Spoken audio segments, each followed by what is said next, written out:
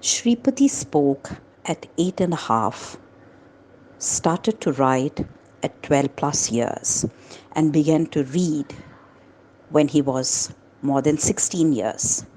He completed his PhD at 28 plus and is now an assistant professor at Jindal University.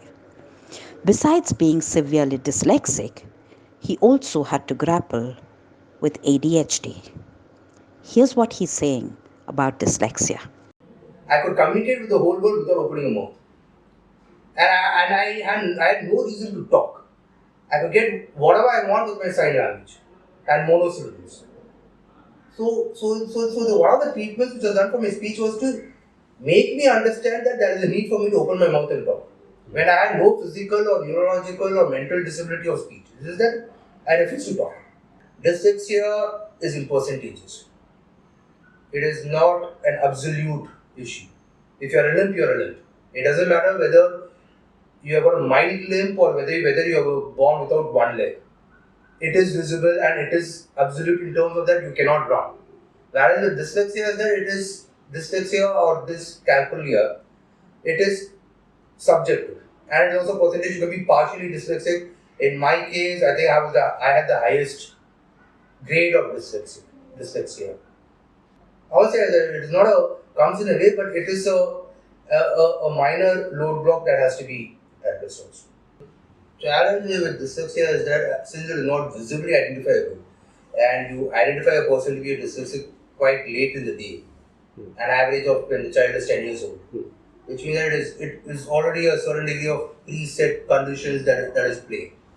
So, which also means that you would have to, when you're looking at dyslexia, I don't think you should really look at dyslexia exclusive, but there are also other forms of learning difficulty which has to be seen.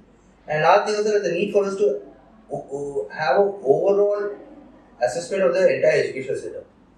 Because today's educational setup is memorize, reproduce, and forget. Nobody takes an effort to remember anything. Which is a big impediment because everything boils down to marks, and that marks is for a period. And the thing is that we mistake knowledge with the ability to retain information. Without knowing that knowledge is not the ability to retain information, knowledge is the is the ability to apply whatever little you know. You don't have to know everything.